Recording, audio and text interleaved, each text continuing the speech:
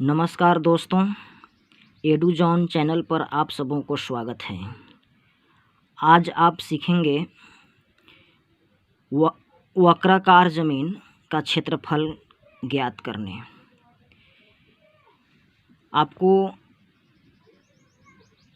Screen पर दिखाई दे रहा होगा, मैं दिखाना चाहता हूं कि ज़मीन का आकृति कुछ इस प्रकार से है। इसे आप वृत्त नहीं कह सकते हैं, क्योंकि वृत्त का गुण होता है कि सभी त्रिज्याएं बराबर होती हैं, सभी व्यास बराबर होती हैं। लेकिन यहाँ जो ज़मीन आपको दिखाई दे रहा है, इसमें आपको इस आकृति में व्यास बराबर नहीं है, त्रिज्याएं बराबर नहीं हैं। इसलिए इसको कहते हैं अंडाकार ज़मीन या वक्राकार ज़मीन या प्रवलयाकार ज़मीन। इसको मापी करने के लिए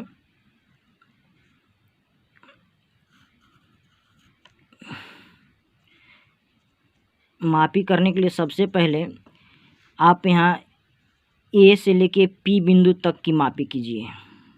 इसको मापी करने के बाद मुझे आया 200 कड़ी अर्थात 2 जरीब। इसके बाद बी से लेकर क्यू तक की मापी कीजिए। इसकी लंबाई आया 300 कड़ी, इसका मतलब हुआ 3 जरीब। अब करना क्या है दोस्तों कि 2 जरीब के आधा ले लीजिए। जब ए से पी तक की दूरी 200 कड़ी है तो ए से ओ तक की दूरी 100 कड़ी होगा। इसी प्रकार से बी से क्यू तक की दूरी 300 कड़ी है तो इसका आधा 150 कड़ी होगा। ठीक है, तो 100 कड़ी छोटी त्रिज्या हो गया और 150 कड़ी बड़ी त्रिज्या हो गया।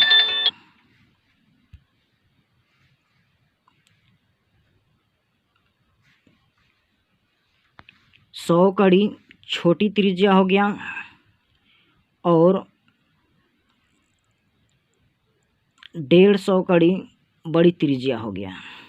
अब आइए चलते हैं, इस ज़मीन का क्षेत्रफल कैसे ज्ञात करें। बहुत ही आसान है, बिल्कुल कम पढ़े लिखे लोगों को भी समझ में आ जाएगा और इस प्रकार के ज़मीन का क्षेत्रफल आसानी से ज्ञात कर सकते हैं।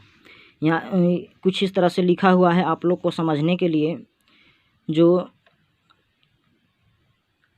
100 कड़ी अंडाकार ज़मीन की छोटी त्रिज्या 100 कड़ी दिया हुआ है और बड़ी त्रिज्या अंडाकार ज़मीन की बड़ी त्रिज्या 150 कड़ी दिया हुआ है, अर्थात 1.5 जरीब कह सकते हैं। सूत्र कहता है कि प्रवलयाकार भूमि का क्षेत्रफल बराबर पाई गुने, यहाँ देखिए पाई, इसको पाई कहते हैं, पाई गुणे छोटी त्रिज्या गुणे बड़ी त्रिज्या, इस तरह से ले सकते हैं। अब इस सूत्र का प्रयोग करके मैं आगे एरिया निकालने का प्रयास करूँगा। आप समझते रहिए, आप कोशिश कीजिए, आपको अवश्य समझ में आएगी। यहाँ देखिए पाई का मान होता है 22/7। पाई का वैल्यू होता है 22/7 होता है। आप पहले मैट्रिक 9th में पढ़ चुके होंगे। पाई का मान 22/7 होता है। इसको आप भाग दीजिएगा, 3.14 भी ले सकते हैं, इसमें कोई दिक्कत नहीं है। 3.14 भी लिया जाता है, इससे भी आपका एक्यूरेट एरिया आता है। चलिए, तो यहाँ मैंने 22/7 रख लिया, यहाँ 22/7 रख लिया। इसके बाद छोटी त्रिज्या 100 कड़ी है, बड़ी त्रिज्या 150 कड़ी है। सबको मैं गुणा कर दिया, 150 गुणे 100 गुणे 22 को गुणा कर दिया, बट्टा में 7 ले लिया।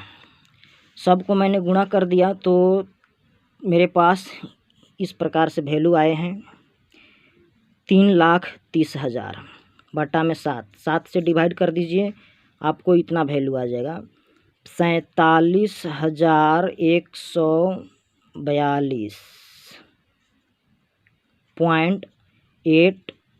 57 वर्ग कड़ी।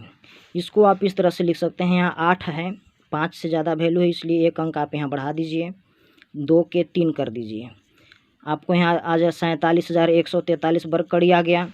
इसके बाद हमारा क्षेत्रफल यही है 47,143 वर्ग कड़ी, लेकिन अब मुझे डिसमिल में क्षेत्रफल को डिसमिल में कन्वर्ट करना है।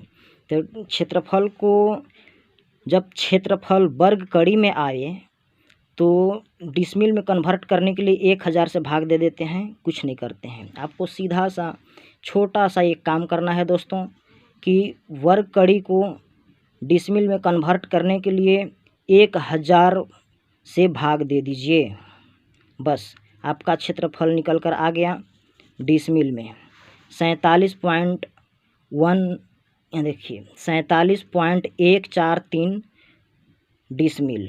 इसको 47 डिसमिल कहिए। ये पॉइंट जो है, देखिए पॉइंट के बायां कर लेफ्ट साइड में ये डिसमिल बता रहा है, 47 डिसमिल हो गया, पक्का पक्की 47 डिसमिल पूरा पूरा। लेकिन पॉइंट से दाहिना साइड के जो वैल्यू है यह आपको वर्ग कड़ी बता रहा है, तो यह 143 वर्ग कड़ी होगा।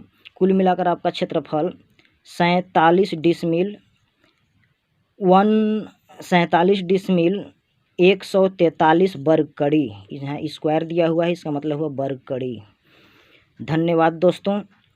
इसी तरह से मैं आपके लिए नेक्स्ट वीडियो में लेकर आऊँगा डिसमिल को धूर में कैसे बदलते हैं, इसको मैं बताऊँगा।